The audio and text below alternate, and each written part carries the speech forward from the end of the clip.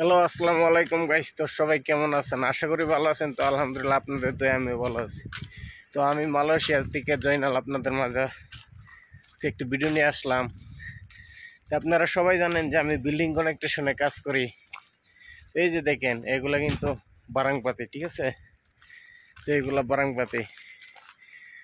তো মূলত কাজটা হচ্ছে কি জানেন ভাই, যে মানুষে ভাবে যে বিদেশে অনেক সুখ আর সুখ।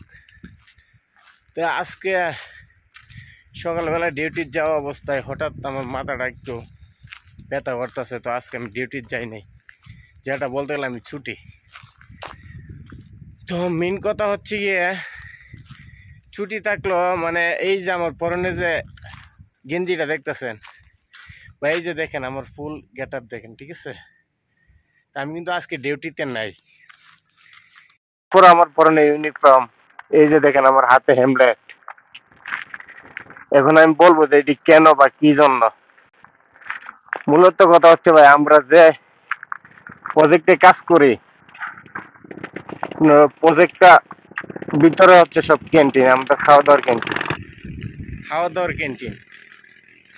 আর আমরা যেখানে থাকি প্রজেক্টের থেকে 20-15 মিনিট হেঁটে আসা যাওয়া লাগে। এই যে দেখেন প্রজেক্ট মোটামুটি সেভের পর্যায়ে। তো আমার পিছনে যে বারাংপাতি দেখতেন সব কিন্তু কোম্পানির মাল, নিয়ে যাবে। তো দেখেন আমি অনেক উঁচুতে কিন্তু পাহাড়ে উঠতেছি।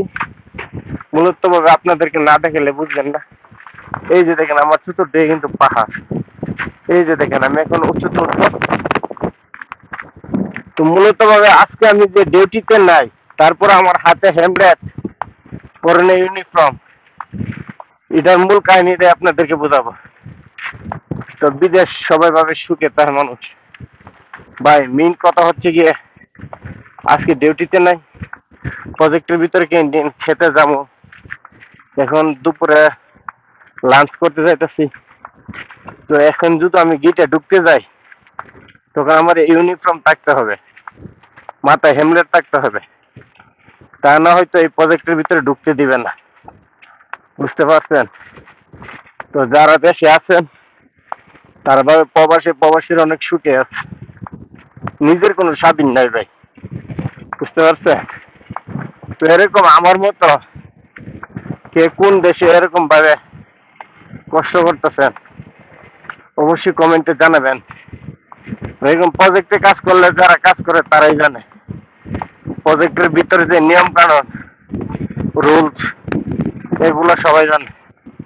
আপনি যদি আমার ভিডিওটা ইউটিউব চ্যানেলটা দেখে থাকেন, তাহলে অবশ্যই চ্যানেলটি সাবস্ক্রাইব করে পাশে থাকেন। আর ফেসবুক পেজেতে দেখে থাকলে পেজটি ফলো দিয়ে রাখেন।